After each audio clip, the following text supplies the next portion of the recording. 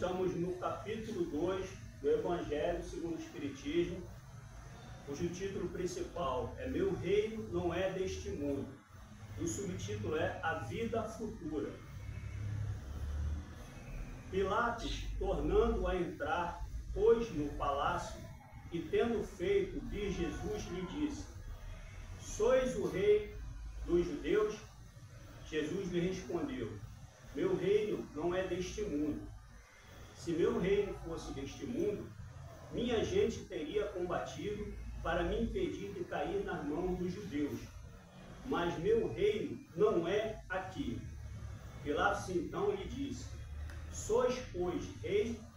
Jesus lhe replicou: Vós o disseste, eu sou rei. Eu não nasci e nem vim a este mundo, senão para testemunhar a verdade. Qualquer que pertença à verdade, escuta a minha voz. São João, capítulo 18, versículo 33, 36, 37.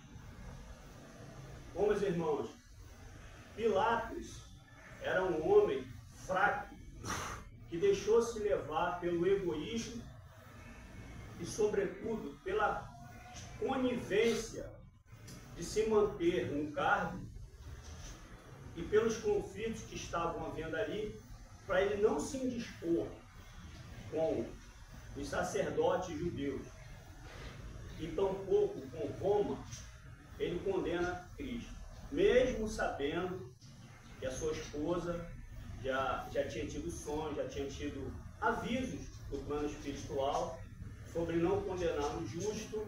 Pilatos vai e condena Cristo.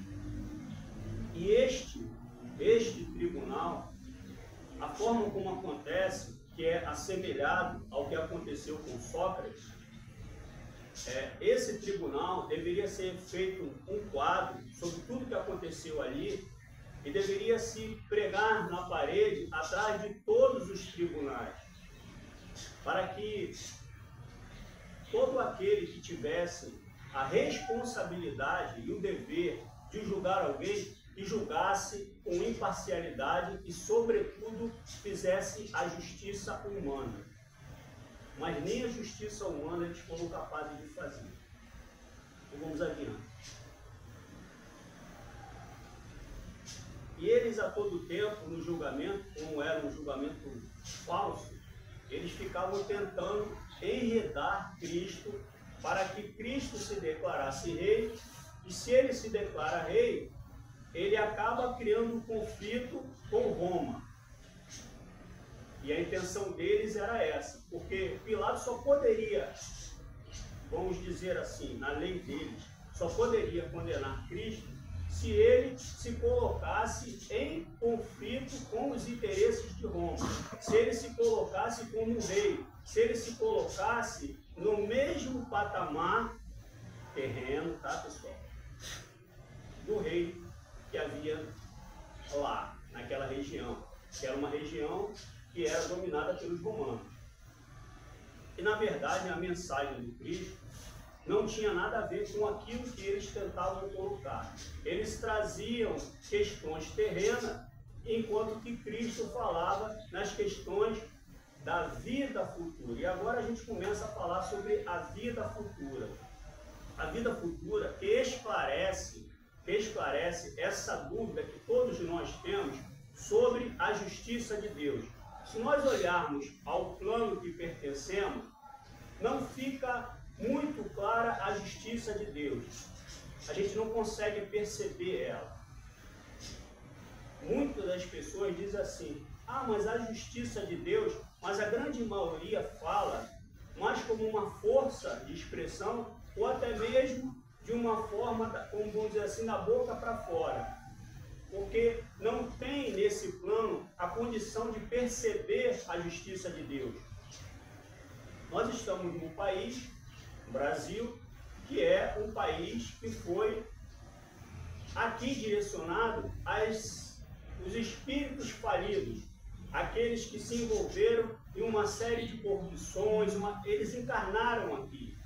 Tanto que, quando Ismael conversa com Cristo, ele, vamos dizer assim, ele se sente até um pouco preocupado com a missão que ele tinha sobre esse povo.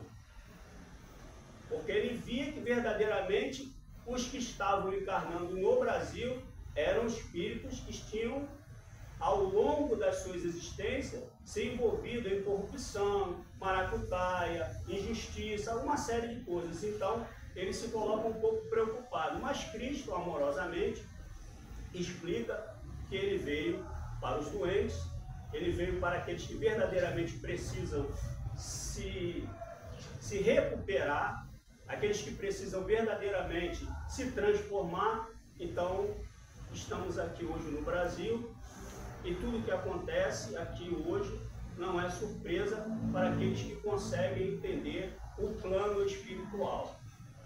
Vamos adiante.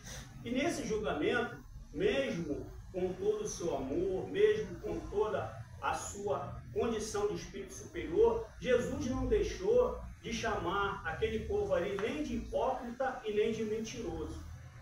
Porque ele diz que aqueles que estivessem com ele falariam e estariam na verdade. Então, aqueles que estavam fazendo aquele teatro ali para condená-lo, ele diz que aqueles ali eram os verdadeiros corruptos, mentirosos, hipócritas e por aí vai. E algumas consistências, né, irmão? Mas vamos adiante. Então, vamos aqui fazer uma pequena leitura. Não sei se talvez não está aqui. Começa aqui e vai até aqui, esse primeiro parágrafo. Tá? Isso, estaria até o parágrafo.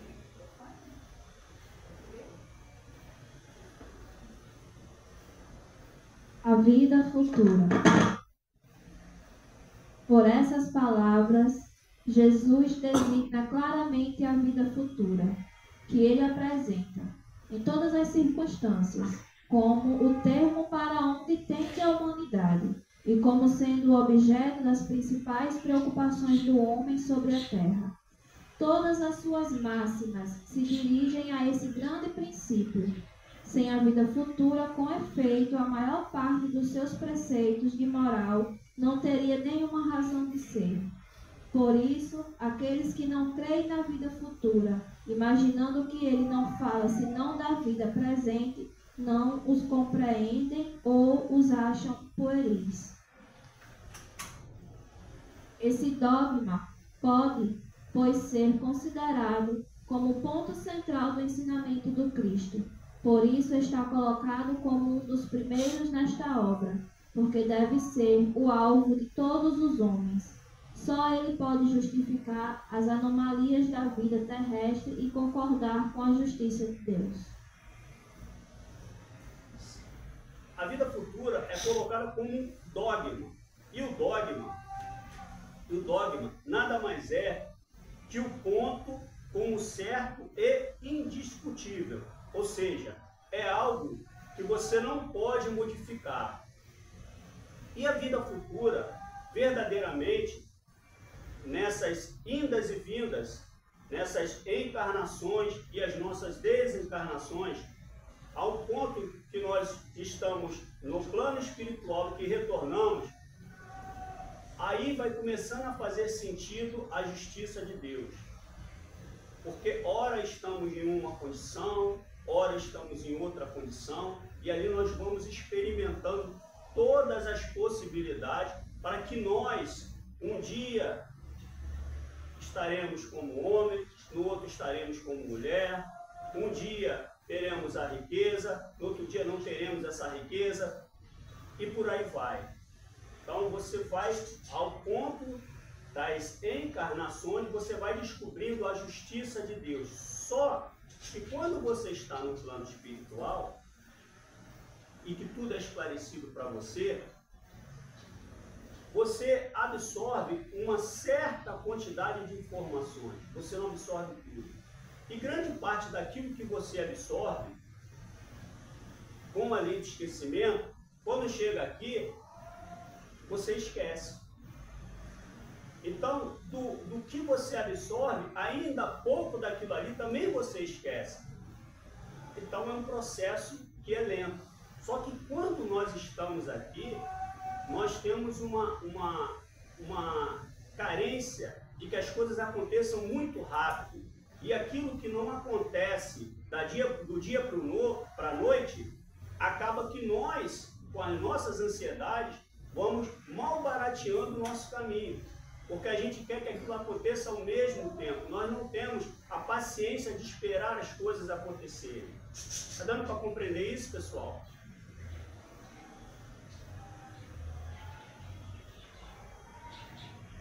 E a condição que todos nós temos de perceber o que está à nossa volta está diretamente ligado com aquilo que trabalhamos. Porque ainda somos preguiçosos quando dissemos no entender o que se passa conosco. Poucas pessoas têm a percepção que elas precisam se dedicar mais, que elas precisam estudar mais, que elas precisam verdadeiramente depositar um tempo para aquilo que é sólido em sua vida. Em geral, as pessoas se pegam com coisas que elas não vão conseguir levar para o outro lado. Você só leva para o outro lado são os avanços morais, o conhecimento intelectual, a condição de que daquilo que você realizou aqui em prol do próximo, as outras coisas você não leva. Então vamos adiante.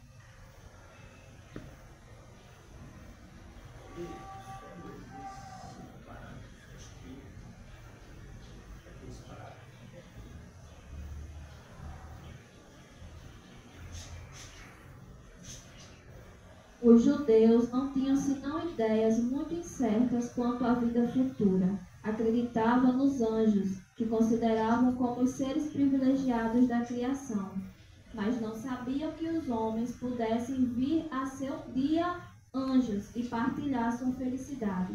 Segundo eles, a observação das leis de Deus era recompensada pelos bens da terra, pela supremacia da sua nação, pelas vitórias sobre seus inimigos. As calamidades públicas e as derrotas eram castigo de sua desobediência. Moisés, sobre isso, não poderia dizer mais a um povo pastor. Moisés, sobre isso, não poderia dizer mais a um povo pastor, ignorante, que devia ser tocado antes de tudo pelas coisas deste mundo. Mais tarde, Jesus veio lhes revelar que há um outro mundo onde a justiça de Deus segue seu curso. É esse mundo que ele promete àqueles que observam os mandamentos de Deus, e onde os bons encontrarão suas recompensas. Esse mundo é o seu reino. É aí que ele está em toda a sua glória, e para onde vai retornar ao deixar a terra. E nós ainda nos assemelhamos aos judeus. Obviamente, progredimos de lá para cá, mas ainda nos assemelhamos, porque colocamos em grãos de areia uma montanha de problemas. Colocamos muitas das situações como um castigo, ou se conseguimos algo, colocamos que nós fomos premiados porque somos diferentes, porque Deus nos olha com um olhar diferente. E não é assim. Todos nós estamos na mesma condição perante os olhos de Deus, porém com as diferenças daquilo que conseguimos conquistar com as nossas vivências. Mas não são as coisas materiais que vão diretamente interferir naquilo que nós temos para fazer aqui. Nós estamos no lugar certo, na família certa, no corpo certo, só que essas condições nós vamos querendo nos afastar dela. É a família que você não quer porque você acha que aquela família dali você é bom demais para aquela família. Ou é o seu emprego, você acha que é bom demais para aquele emprego, aí você não quer aquele emprego. E tem no livro Alice no País das Maravilhas, tem uma frase que ela conversa com o gato, e o gato pergunta para onde ela vai, ela diz que não sabe para onde vai, e o gato diz que quem não sabe para onde vai, qualquer caminho serve. É isso? O gato diz para ela, quem não sabe para onde vai, qualquer caminho serve. Quem não sabe a fé que professa, qualquer religião serve. Há um engano muito grande que as pessoas adentram a determinadas religiões e elas nem sabem qual o sentido daquela doutrina, o que elas verdadeiramente têm que professar ali. Não só aqueles que trabalham, como aqueles que também estão lá como espectadores, ou estão lá como fiéis, ou o que seja. E esses enganos que nós vamos cometendo, vai atrapalhando essa jornada. Por isso das idas e das voltas.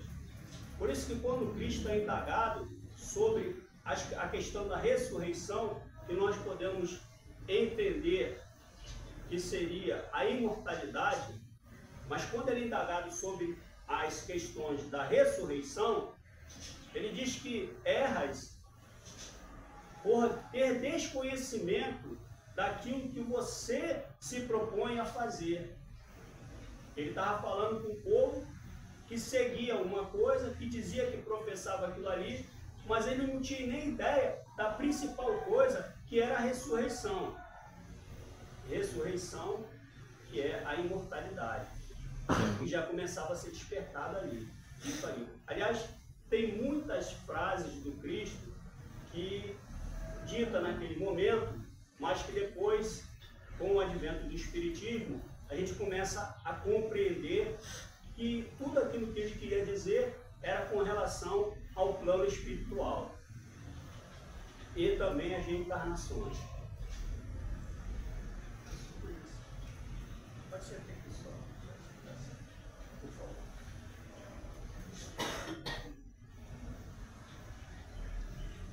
Entretanto, Jesus conformando seu ensinamento ao estado dos homens da sua época, não acreditou dever-lhes dar uma luz completa, que os teria ofuscado sem esclarecê-los, porque não o teriam compreendido.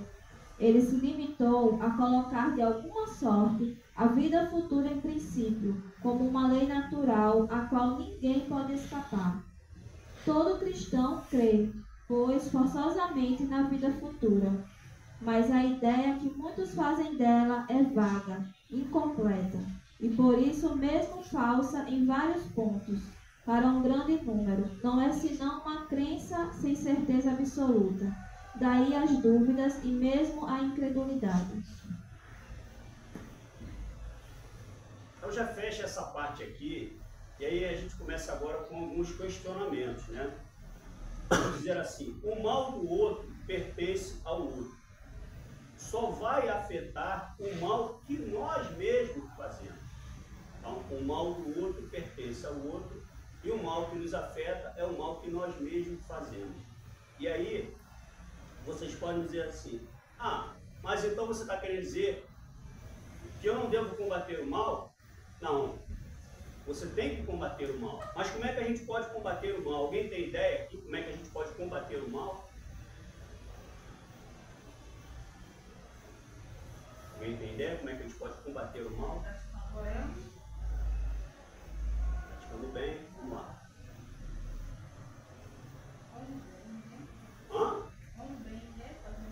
Fazendo bem, o que mais? Por exemplo, se nós vemos a injustiça, não é com a gente, mas nós estamos vendo ali uma injustiça, e você se cala diante daquela injustiça, você está combatendo o mal ou você está fortalecendo o mal? Pessoal? Fortalecendo o mal. Fortalecendo o mal, né? Com certeza. Está sendo omisso. Sendo omisso. Omissão. Omissão. Quando Cristo se coloca diante de todos aqueles que estavam ali tentando pegar ele numa situação, numa palavra, para tentar criar um desconforto, Cristo, além de não fugir aos questionamentos, Cristo colocava o questionamento que era feito para ele e dava também uma indagação, fazia uma pergunta para que aquelas pessoas pudessem se mostrar para os outros, não para Cristo, mas para o público. A hipocrisia. Então, quando eles vinham com uma, vamos dizer assim, com uma pegadinha para Cristo, Cristo dava a explicação, mas ele colocava um questionamento para que aquelas outras pessoas ali pudessem perceber a hipocrisia dessas pessoas.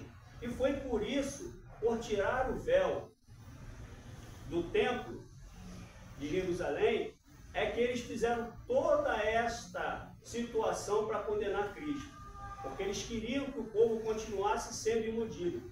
E as pessoas podem acreditar, as pessoas têm vamos dizer assim, um voluntariado a serem iludidas. As pessoas acreditam muito fácil na mentira e a verdade, quando chega diante delas, elas ficam ali duvidando, questionando. É assim, dona Marta, a senhora que já tem uma experiência vasta? Não é assim? Principalmente nas questões espirituais? É isso? Aí é em dobro até. É em dobro? Mas por que isso? Porque a mentira, ela é como uma música nos ouvidos, a mentira. E a verdade, muitas das vezes, ela expõe as nossas próprias fraquezas. E ninguém quer ter as suas fraquezas expostas. Ninguém quer.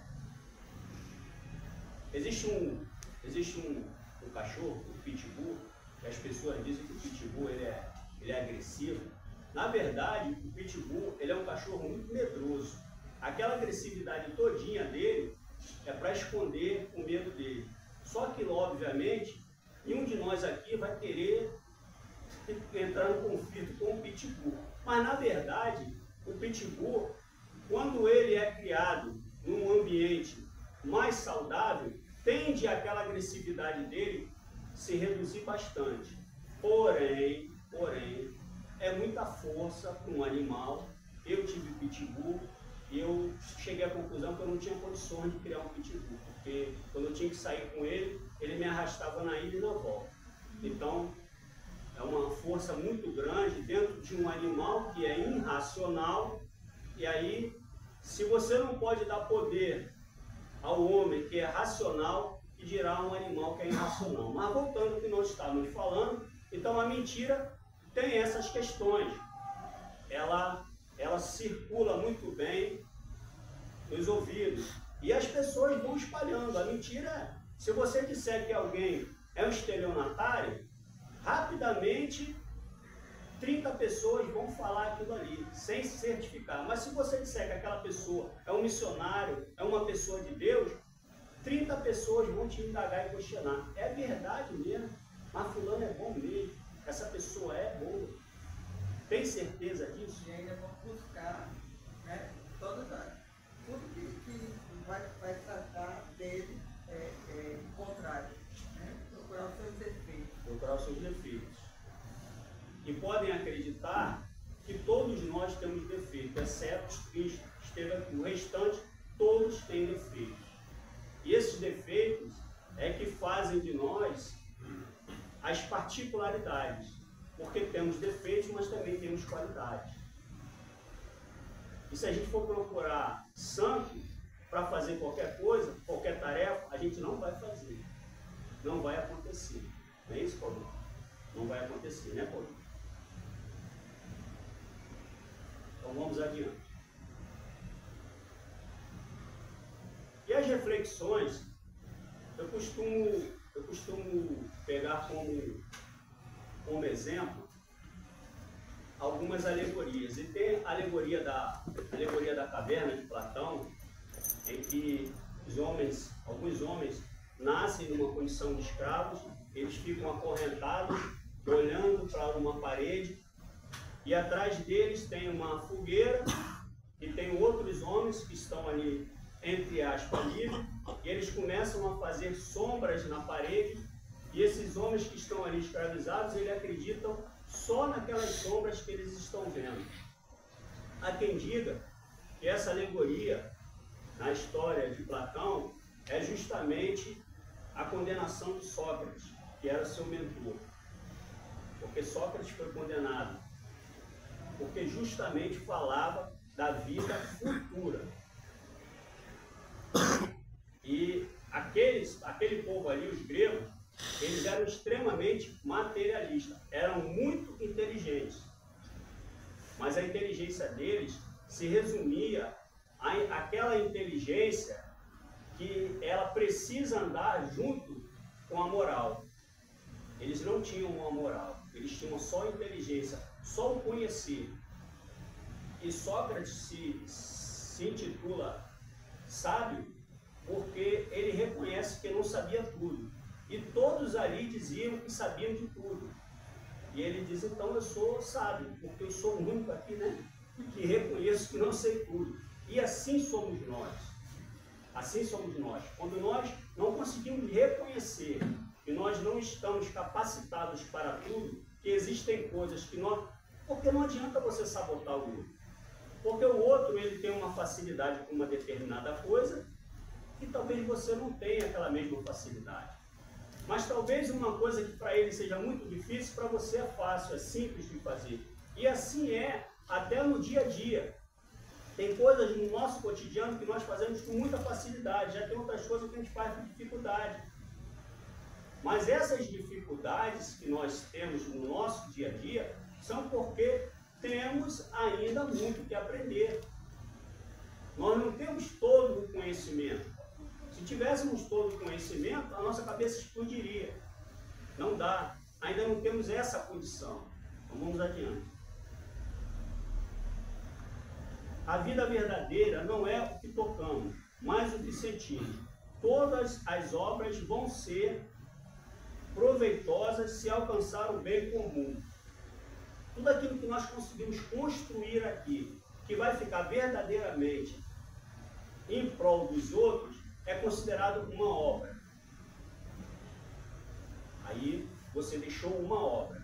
Agora, se você angaria coisas que você junta para você e que você, quando desencarna, fica os outros lá brigando, você não construiu nada.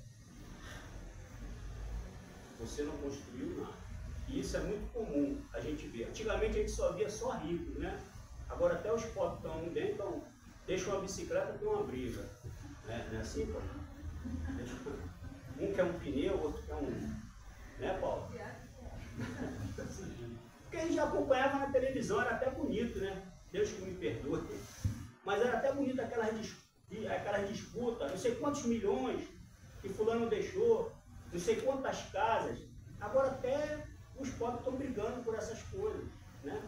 E aí a gente fica pensando que onde a gente vai parar assim? A dívida ninguém quer. Eu vou contar a história aqui rapidinho. Aqui chama de prestamista, né? Aquela pessoa que vai lá, né? Que vende na porta, né? Não sei quantas prestações. Aí tinha uma senhora, isso é um fato verdadeiro, uma senhora comprou eu não lembro mais o que, mas eram algumas coisas, uma mobília lá. Ela comprou em umas 30 prestações ou mais, muitas prestações. Aí chegou um ponto que ela se mudou. Só que ela se mudou e quem ficou foi um parente dela. Aí toda vida que o rapaz chegava lá para cobrar, ele dizia que a pessoa tinha desencarnado. Não, fulano desencarnou. Ela também desencarnou, mas aí como é que faz? Não, mas ela desencarnou, a gente não pode arcar com a conta. Só que o rapaz não se convenceu disso. Aí um dia ele fez uma tocaia e ficou escondido esperando. Aí quando a senhora ia adentrando na casa, ele chegou junto. Isso é verdadeiro, tá? Eu não vou falar o nome da pessoa que está sendo filmada. Aí ele chegou junto com a pessoa. Aí quase que ela desencarna do susto, quando ela viu o prestanista. Então assim, realmente a dívida ninguém quer... Não podia contar essa história, mas já contei. Então, verdadeiramente, a gente não quer assumir a dívida do outro, né? A gente diz, fulano viajou, fulano desencarnou, mas as outras coisas as pessoas querem brigar. Mas isso daí, porque ainda temos uma ideia muito terrena daquilo que verdadeiramente viemos buscar aqui. E eu fiquei sabendo de uma coisa muito interessante, que foi um adolescente que perguntou para a inteligência artificial como é que o demônio poderia criar uma situação para dominar o planeta Terra. Isso é verdadeiro, tá? O jovem, tinha que ser o jovem, né? O jovem perguntou à inteligência artificial como é que poderia fazer, como é que o demônio criaria uma situação para dominar a Terra. Aí, Marta, agora você vai gostar. Sabe o que a IA respondeu? Dividindo, fazendo as divisões.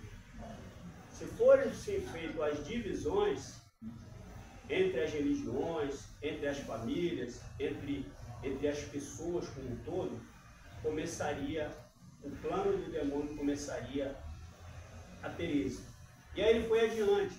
Ele disse que colocar na cabeça das pessoas o materialismo, colocar na cabeça das pessoas o mediatismo, colocar na cabeça das pessoas em que elas são mais importantes o ter do que o ser.